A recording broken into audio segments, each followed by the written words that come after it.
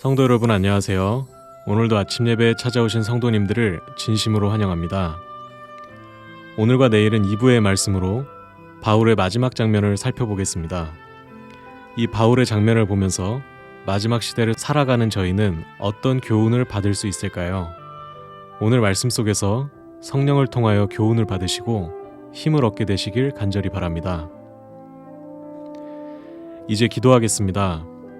하늘에 계신 하나님 아버지, 귀한 하루를 선물해 주셔서 감사드립니다.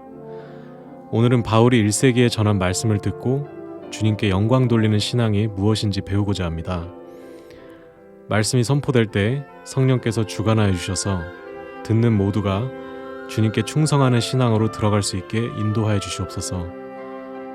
저희가 인생을 사는 이유와 목적이 무엇인지 정확히 깨달아 알게 하여 주시고 삶 속에서 주님의 영광만을 위해 살아가는 저희가 될 수 있게 도와주시옵소서. 감사드리오며 예수님의 이름으로 기도드립니다. 아멘. 오늘은 목사님께서 특별한 말씀을 준비해 주셨습니다. 함께 묵상할 제목은 바울의 마지막 장면 1부입니다. 이제 목사님께서 권면의 말씀을 전해주시겠습니다. 오늘 우리가 나눌 제목은 바울 인생의 마지막 장면입니다. 성경으로는 디모데 후서의 내용이 되겠습니다. 디모데 후서의 내용입니다. 이 디모데 후서는 바울이 디모데, 그 아들처럼 사랑했던 디모데에게 쓴 마지막 편지죠. 바울은 자신이 로마에 두 번째 투옥됐을 때 자신이 이제 머지않아 죽임을 당할 것을 예측했던 것 같습니다. 그래서 디모데 후서에 보면 그런 장면들이 나옵니다. 옥중에서 쓴 마지막 편지가 이 디모데 후서입니다. 그런 의미에서 이 디모데 후서는 우리에게 큰 의미가 있는 것입니다. 바울이 자신이 감옥에 갇히고 혹시 죽을지도 모르는 그런 상황에 있을 때 이 성도들이 실망할까봐, 또 뒤로 물러날까봐 얼마나 염려했겠어요. 또 디모데가 아직 청년인 이 디모데가 흔들릴까봐 얼마나 염려했겠습니까? 그래서 이 디모데에게 보내는 이 편지를 우리가 읽어보면 바울의 그때의 심정과 마음을 우리가 그대로 느낄 수 있는 것입니다. 바울은 여러분이 아시는 것처럼 위대한 사도죠. 신약 성경에서 가장 많은 편지서를 기록했습니다. 평생 가난과 핍박 속에서 복음을 전했죠. 자, 그런데 이제 바울의 인생의 마지막 장면이 된 것입니다. 그러면 하나님께서 야, 너 참 고생 많았다. 이제 네 인생의 마지막 장면에서 좀 내가 특별한 휴가를 보내줄게 하고서 어떤 바닷가로 좀 보내주시면 얼마나 좋아요. 그게 아니라 이 바울의 인생 마지막에 가장 큰 핍박과 환난 속으로 이제 바울이 들어가게 되는 것입니다. 그리고 바울의 설교를 듣고 바울을 바라보았던 수많은 그 당시에 초대교회 교인들의 큰 시험 가운데 들어가는 것이죠. 자, 1세기입니다. 이 시대는 1세기예요. 로마 황제의 핍박이 심해지면서 큰 환난이 시작된 것입니다. 자, 이 바울의 마지막 인생의 장면이 우리에게 왜 중요한가? 마지막 시대 우리 성도들은요, 이 예수께서 재림하시기 전에 큰 핍박과 환난을 통과하게 됩니다. 그때 이 교회에서 어떤 일이 펼쳐질 것인가 하는 것을 미리 볼 수 있는 것이 이 바울의 마지막 생의 이 장면입니다. 자, 그런 의미에서 우리가 오늘 바울의 마지막 그 인생의 장면을 봅니다. 자, 그때 어떤 일이 생겼을까 하는 것입니다. 말씀을 좀 읽어가면서 생각해 보도록 하겠습니다. 로마 황제 네로의 박해가 시작된 이래 기독교회는 어느 곳에서나 배척받는 종파가 되었다. 네, 로마 황제 이 네로가 되면서 큰 핍박이 나고 배척받았어요. 유대인들은 바울에게 로마시에 불을 지른 방화죄를 뒤집어 씌우고자 하는 생각을 품게 되었다. 이 유대인들이 큰 걸림돌이 된 것입니다. 이 바울에게 로마시를 불질른 그 방화죄를 뒤집어 씌우려고 했어요. 왜냐하면 그렇지 않으면 유대인들의 핍박이 대상이 될까봐 바울에게, 기독교인들에게 이것을 뒤집어 씌우려고 그런 거죠. 자, 계속해서 읽겠습니다. 바울은 다시 체포되었고 그의 최후의 감금은 서둘러졌다.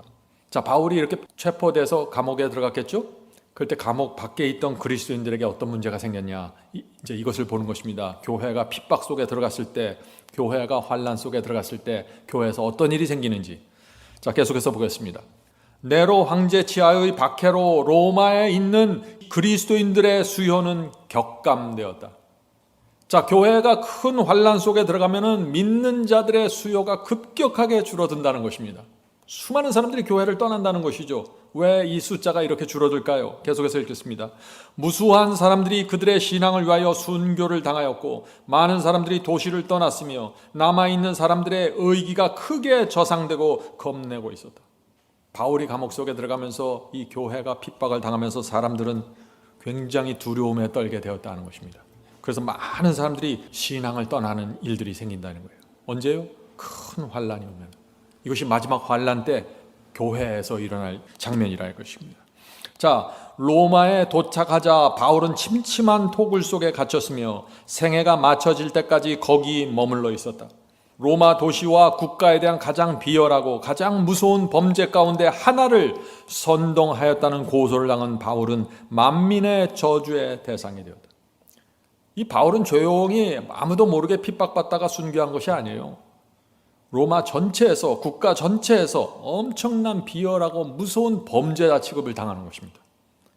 마지막 때도 마지막 성도들에게 온 세상에 미움이 집중된다고 그랬어요. 온 민족에게 미움을 받게 된다는 것입니다. 자, 모든 사람들에게 미움을 받는다. 1세기에 그런 일이 있었다는 것이에요. 로마에서. 바울과 내가 가깝다, 난 바울을 지지한다 하면은 바울과 같은 취급을 받고 엄청난 위험 속에 들어가는 것입니다. 성도 여러분, 마지막 환란이 오면 어떤 일이 생길까요? 복음과 진리를 앞장서서 전해온 사람들이 먼저 체포되겠죠. 그리고 그때 하나님의 계명을 지키는 성도들은 큰 압박감을 느끼게 될 것입니다.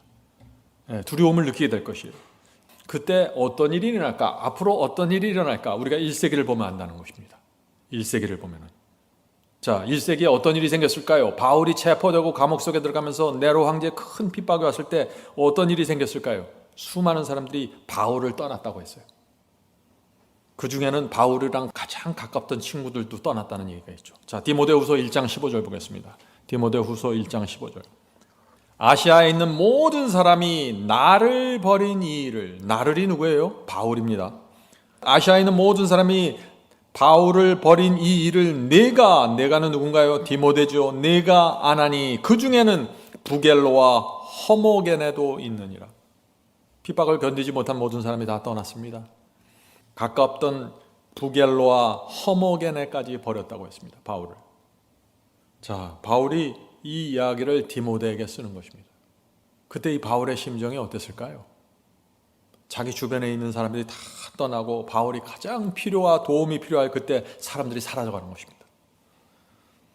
그 후에 또 상황이 심각해지면서 또 한 사람의 유명한 사람이 또 떠나요. 그 사람이 누굽니까? 그 사람이 바로 데마입니다. 데마. 우리 잘 알죠? 골로새서 4장 14절에 데마에 대한 이런 이야기가 나옵니다. 골로새 4장 14절. 사랑을 받는 의사 누가와 또 데마가 너희에게 문안하느니라.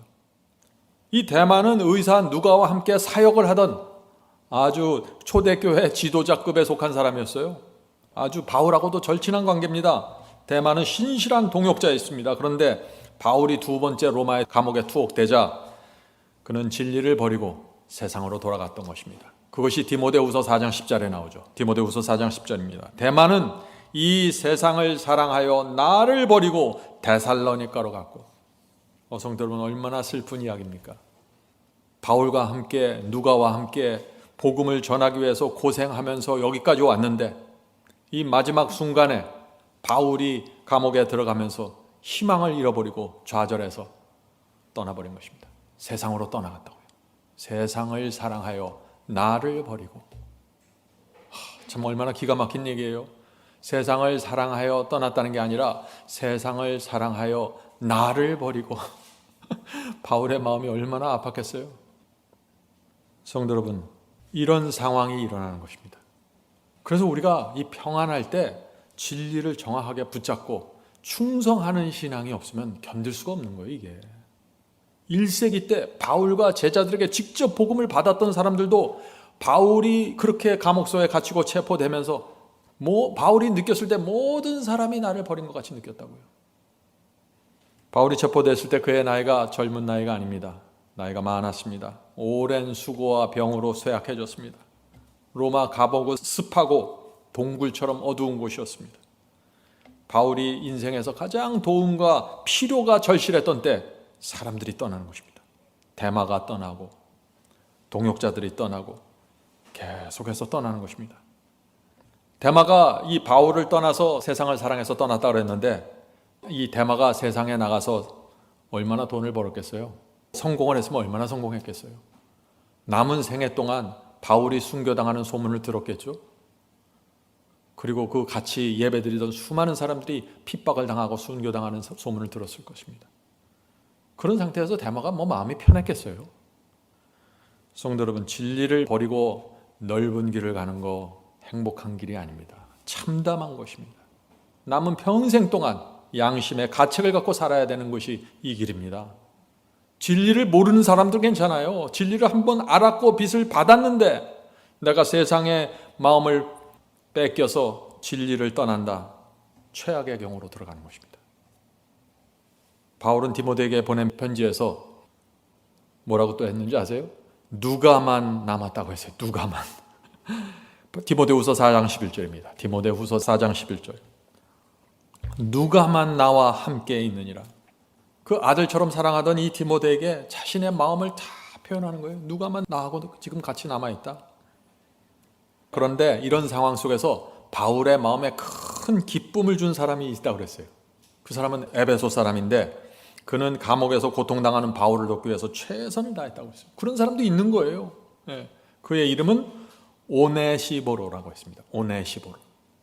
디모데 후서 1장 16절부터 18절. 원컨대 오네시보로의 집에 긍휼을 베푸시옵소서. 지금 주님께 기도하는 것이에요. 오네시보로 이 사람의 집에 긍휼을 베풀어 주시옵소서. 주님, 저가 나를 자주 유쾌케 하고 나의 사슬에 매인 것을 부끄러워 아니하며. 지금 다른 사람들은 다 도망갔고 친한 동역자들까지 다 지금 도망갔고 세상을 사랑해서 나를 떠났는데 이 오네시보로만큼은 내 옥바라지를 하고 있습니다. 가끔 나를 찾아오면 그 유쾌하게 저를 해줬습니다. 무슨 말을 했길래 유쾌했을까요? 바울이 전한 설교와 그 진리를 받고 내 생애가 달라지고 내가 주님께 내 생애를 드렸습니다. 그 말이 바울의 마음속에 유쾌함을 드린 거예요. 내가 이 옥중에서 사슬에 매어 있는 것을 이 오네시보로는 부끄럽게 여기질 않고 있습니다. 다른 사람들은 다 부끄럽게 여겨서 다 떠나버렸는데 제가 계속해서 읽어보죠. 부끄러워 아니하며 로마에 있을 때 나를 부지런히 찾아 만났느니라. 원컨대 주께서 저로 하여금 그날에 마지막 예수 그리스도 재림의 날이죠. 그날에 주의 긍휼을 얻게 하여 주시옵소서. 바울이 오네시모로를 위해서 기도하는 것입니다. 주여 이 영혼을 기억해 주시옵소서. 이 사람은 떠나지 않았습니다. 옥에 갇힌 바울을 위로하기 위해서 이 오네시보로는 여러 번 찾아왔습니다. 참 바울이 그래서 이 오네시보로를 위해서 하나님께 기도하는 이 말씀, 참 제 마음에 이 말씀이 정말 와닿았어요. 바울이 얼마나 이 오네시보로에게 감사하고 하나님 이 사람을 좀 기억해 주시옵소서. 원컨대 주께서 저로 하여금 그날에 주의 긍휼을 얻게 하여 주시옵소서. 하나님께서 이 오네시보로를 어떻게 보셨을까요? 다른 사람 다 도망가고 없어졌는데 바울의 옥바라지를 하기 위해서 방문하는 이 오네시보로를 어떻게 보셨을까요? 하나님께서 천사들이 어떻게 보았을까요? 이 오네시보로 같은 그런 그리스도인이 되어야겠습니다. 정말 하나님께서 귀하게 여긴 영혼이었을 거예요. 그러면 옥에 갇혀있던 이 바울은 어떤 태도와 어떤 표정을 하고 있었을까요? 그거 궁금하지 않으세요? 사도행전 47장에 그 장면이 또 나옵니다. 바울도 표면상으로는 고난과 고통에 무관심한 것처럼 보였으나 동정과 우정을 갈망하였다. 바울은 로봇가 아니에요. 겉으로는 다른 사람들에게 용기를 주고 실망하지 않기 위해서 이 고난과 고통에 자기는 아무런 문제가 없는 것 같은 표정을 했겠죠. 그런 태도를 보였겠죠. 이 연약한 영혼들을 위해서. 그러나 그의 심령 깊은 곳에 무엇을 갈망했다고요? 동정과 우정을 갈망했다고요. 예수께서 십자가 가실 때도 마찬가지였습니다. 제자들에게, 자신이 복음을 전한 유대인들에게, 자신에게 와서 문둥병을 고쳤던 환자들이 와서 동정을 나타내고 우정을 표현하기를 얼마나 갈망하셨겠어요. 그런데 이런 상황 속에 하나님께 충성을 하지 못하는 사람들은 다 사라져버린다는 것입니다. 그래서 환난이 올 때 누가 하나님께 진실했는지 드러나는 것입니다. 일이 잘 되고 교회가 잘 될 때는 이 교회에 여러 가지 다양한 이유로 사람들이 몰려 들어와요. 그러나 환란이 오면은 다 사라지고 정말 하나님께 자신의 생애를 바친 사람들만 남아있게 된다는 것입니다. 그래서 환란이 알곡과 가라지를 구분해 주는 것입니다. 고독과 배반의 때, 자, 바울이 그렇게 느끼는 거예요. 고독과 배반의 때 자신의 성실함을 증거한 오네시보로의 방문은 그의 생애를 다른 사람을 위한 봉사로 보낸 바울에게 즐거움과 기쁨을 가져다 주었다. 성도 여러분, 우리가 1세기에 이 로마에 살았다면 우리는 어떤 입장을 취했을까요?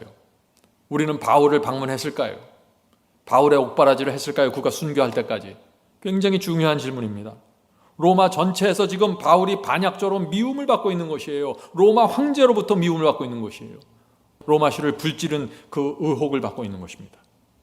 성도 여러분, 오늘 말씀을 들으실 때 성령께서 여러분에게 무엇을 말씀하셨나요? 바울의 이 마음과 신앙이, 또 그가 갖고 있는 고민과 그가 마음에 갖고 있었던 어려움이 무엇인지 우리가 봐야 됩니다. 또 바울이 넘겨주고자 했는 신앙이 무엇인지 우리가 봐야 되는 것이죠. 성령께서 우리 눈을 열어주셔서 정말 성경이 말하는 복음과 신앙이 무엇인지 우리가 보게 되기를 간절히 바랍니다.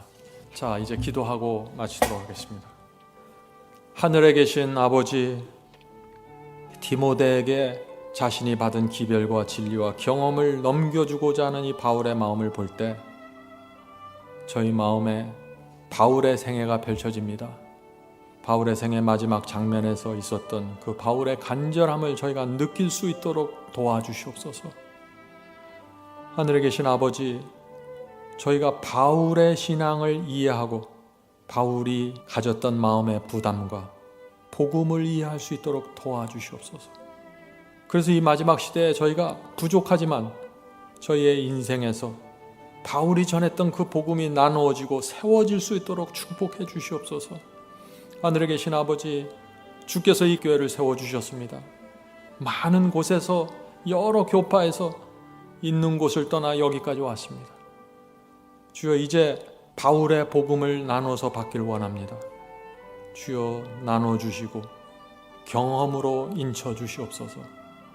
그래서 우리의 다음 세대에게, 우리가 줄 사람들에게 정확하게 넘겨줄 수 있도록 도와주시옵소서. 예수님의 이름으로 간절하게 기도드립니다. 아멘.